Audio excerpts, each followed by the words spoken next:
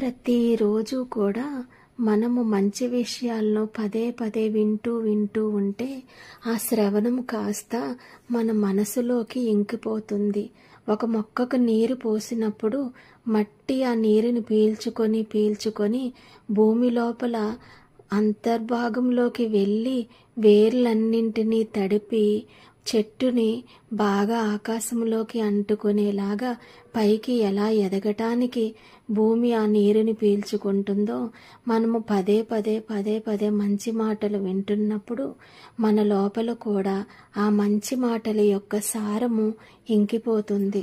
అలా ఇంకిన జ్ఞానము భక్తిగా పైకి ఎదుగుతుంది. అలా శ్రవణం కాస్త మననంలోకి దారి తీస్తుంది. మనం ఏదైతే వింటున్నామో మన మనసు అదే మననం చేసుకుంటూ ఉంటుంది.